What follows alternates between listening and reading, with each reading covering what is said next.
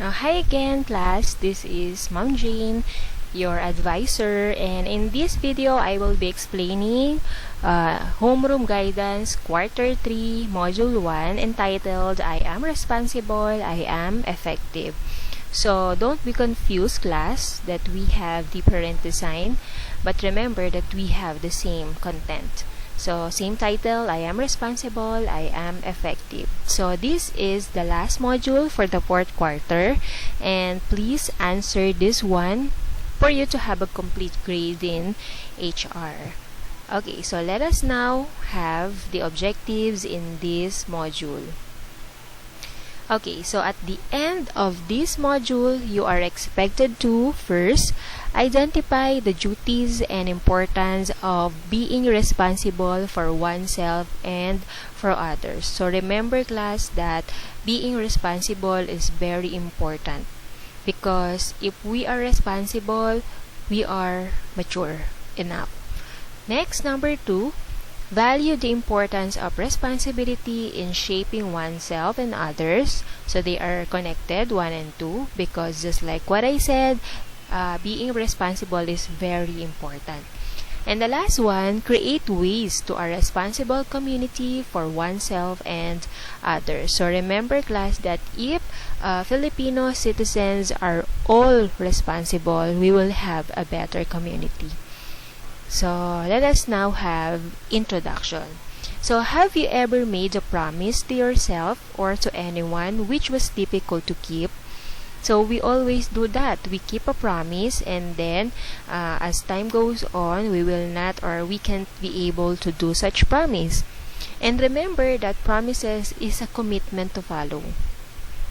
And studies suggest that if a person failed to keep his promise, it will have a result of decline of trust. So the people that you promised to won't be able to believe in you anymore because you failed to keep the promise. So he or she will not trust you anymore. So that's the reason why keeping the promises or being responsible enough to do your promise is very important. So you need to learn that being part of a family and a community involves accepting responsibilities. So we are all part of a family, we are all part of a community, so we need to have certain responsibilities. And when each of us acts responsibly, our families and communities will be stronger. So we all believe in that. That's why I told you a while ago that if we are all responsible, we will have a better community. We will have a better country. So let us first have this activity. Let's try this. So the title is Words of Leaf. So on a clean sheet of paper, fill in the leaves with words related to responsibility. So our topic is all about responsibility and what come into your mind when you hear the word responsibility. So write that in or inside the leaf, or if you don't want to draw a leaf or leaves, it's okay. At least try to list 5 words that are connected with the word responsibility. And next, you will be answering these process questions. Number 1, what did you notice with your answers?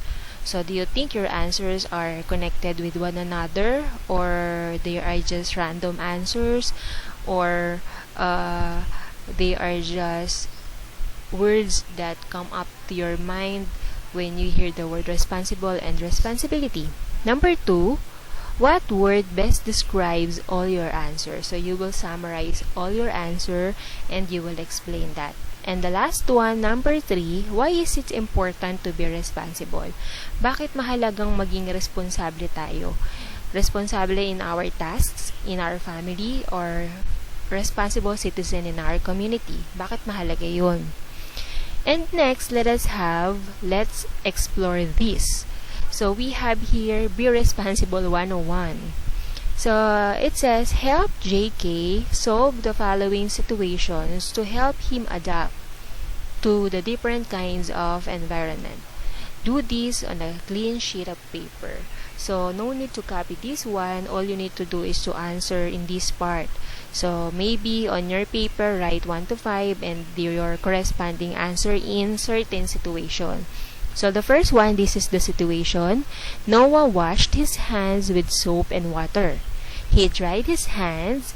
He missed the trash can, which he tried to throw away his paper towel. How can Noah show responsibility?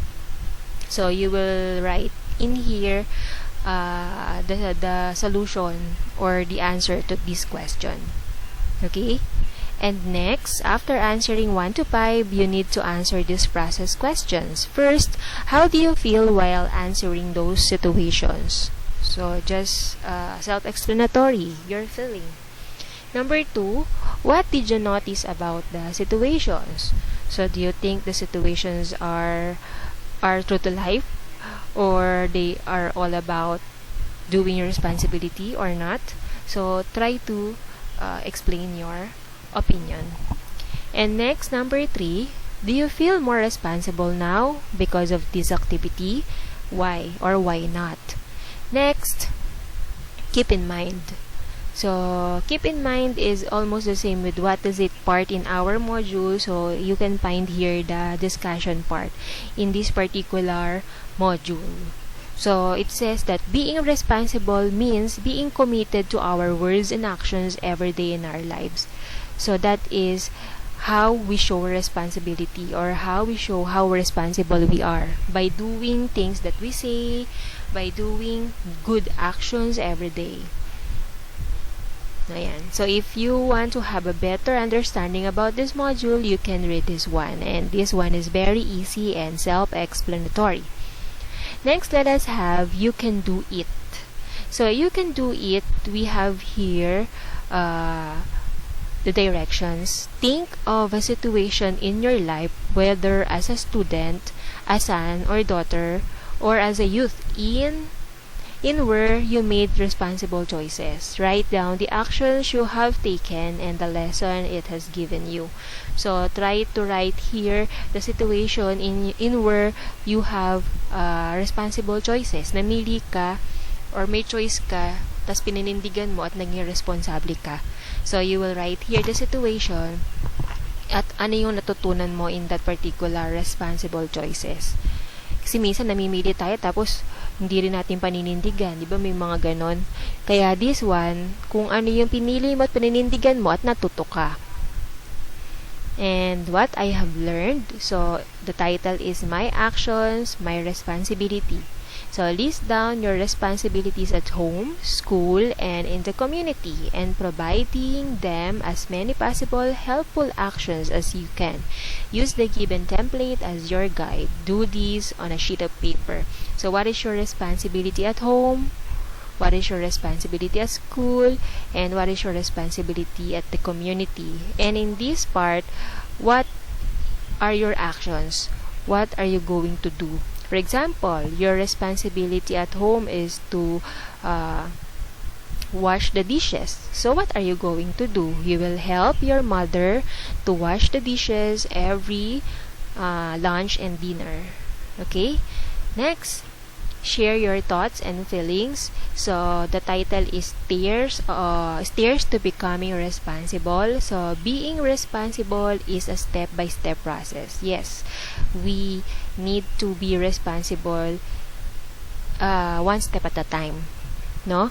So use the stairs as an illustration. Write down in each piece the ways on how to attain self-responsibility. 1, 2, 3, 4. So you need to write 5 answers here.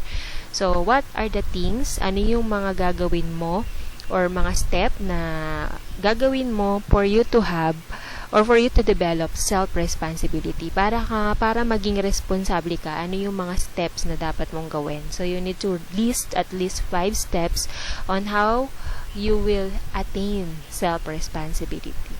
Okay, so that's all. I hope you learn something in this module, and sooner or later you will develop self-responsibility. Okay, take care everyone, and goodbye.